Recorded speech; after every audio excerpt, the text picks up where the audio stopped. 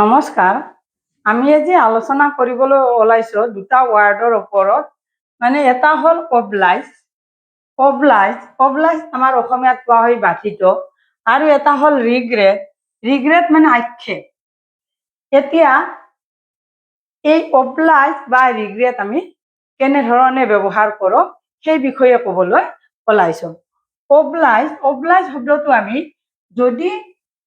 যদি কোনোবাই আমাক সহায় কৰে, মানে মই লিখিছো এনেধৰণে,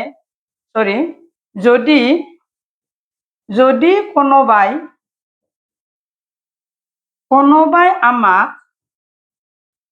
আমাক উপকাৰ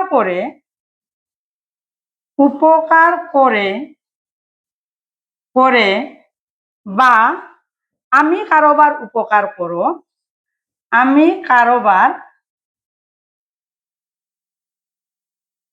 কাৰোবাৰ উপকাৰ কৰোঁ, তেতিয়া অবলাইজ শব্দটো ব্যৱহাৰ কৰা হয়। তেতিয়া অবলাইজ ৱাৰ্ডটো ব্যৱহাৰ কৰা হয়। ব্যৱহাৰ কৰা হয়। কথাটো হ'ল, আমি যদি কাৰোবাৰ উপকাৰ কৰি দিওঁ বা কোনোবাই যদি আমাৰ উপকাৰ কৰে, তেতিয়াহ'লে আমি কি কৰোঁ? আমি এই অবলাইজ মানে ৱাৰ্ডটো ব্যৱহাৰ কৰোঁ বুলি ক'লো, অবলাইজ।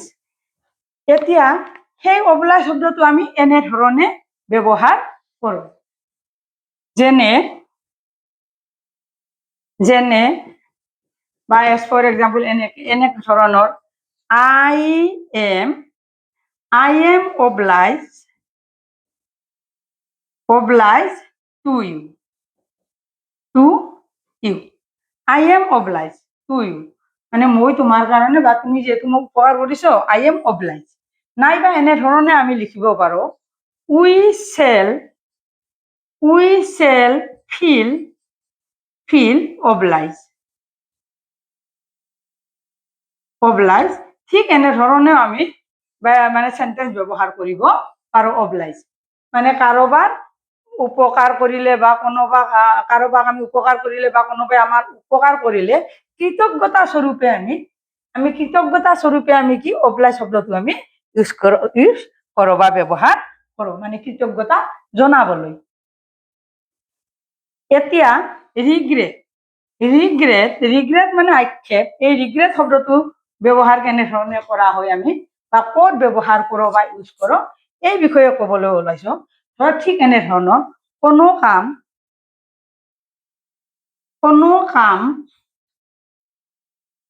কাম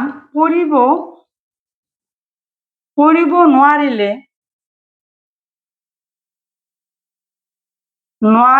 বা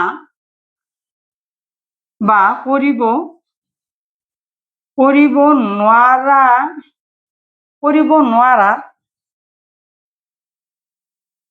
নোৱাৰাত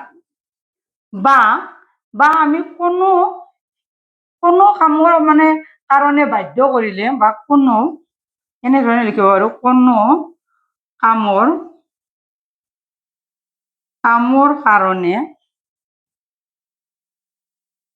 কামৰ কাৰণে বাধ্য কৰিলে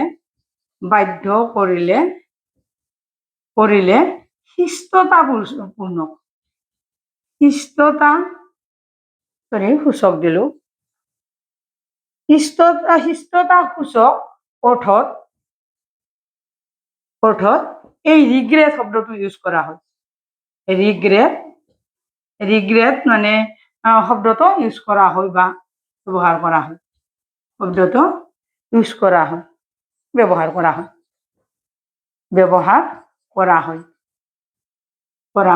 গতিকে কিবা আমি কোনোবাই কাম দিলে সেই কামটো যদি আমি কৰিব নোৱাৰোঁ বা কৰিব নোৱাৰিলে বা কৰিব নোৱাৰাত বা কোনো কামৰ কাৰণে বাধ্য কৰিলে আমি মানে শিষ্টতাসূচক আমি কি কৰোঁ? এই ৰিগ্ৰেট শব্দটো আমি ইউজ কৰোঁ। অসমীয়াত আক্ষেপ, এই ৰিগ্ৰেট শব্দটো ইউজ কৰোঁ। গতিকে এতিয়া আমি এনেধৰণে আমাৰ চেণ্টেন্স বিলাকত ৰিগ্ৰেট শব্দটো ব্যৱহাৰ হয়। যেনে যেনে ৰিগ্ৰেট ৰিগ্ৰেট আমি এনেকে আৰম্ভণিটো ব্যৱহাৰ কৰিব regret I shell not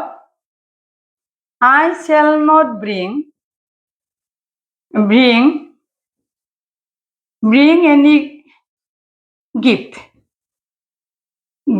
I shall not bring any gift for you for her বা for her মানে রিগ্রেট মানে দুঃখিত বা আক্ষেপত কোৱা I shall not bring any gift for her তাইৰ বাবে কোনো এটা মানে গিফ্ট আনিব নোৱাৰিলো ঠিক এনে ধৰণৰ অৰ্থত আমাৰ মানে শিষ্টতা সূচক বা কামটো কৰিব নোৱাৰিলে আক্ষেপ হিচাপত আমি যেতিয়া বাক্য এটা ব্যৱহাৰ কৰো ইংৰাজীত তেতিয়া এই ৰিগ্ৰেট শব্দটো আমি ইউজ কৰো প্ৰতিভা এডুকেশ্যনেল মেটাৰ চেনেলটো সাবস্ক্ৰাইব কৰিব ভিডিওটো লাইক এটা দিব কমেন্টস লগতে যদি ভাল হৈছে কমেন্টস এটা দিব লগতে শেয়ার কৰিও যেন মোক ভিডিও বনাবলৈ মোটিভেশন এটা দিয়ে আজি আমি আলোচনা কৰিলো দুটা ওয়াৰ্ডৰ ওপৰত অবলাইজ মানে হল আমাৰ বাধিত যদি আমি কাৰোবাৰ উপকাৰ কৰো বা আমি কাৰোবাৰ কৰো বা কোনোবাই আমাৰ কৰে তেতিয়াহলে আমি কি হয় অবলাইজ শব্দটো আমি কৃতজ্ঞতা স্বৰূপে আমি অবলাইজ শব্দটো ইউজ কৰো আৰু মানে কোনো কাম কৰিব নোৱাৰিলে বা কোনো কাম কৰিবলৈ বাধ্য কৰিলে তেতিয়া আমি কি হম শিষ্টতা সূচক হিচাপত আমি এই ৰিগ্ৰেট শব্দটো ব্যৱহাৰ কৰো আজিলৈ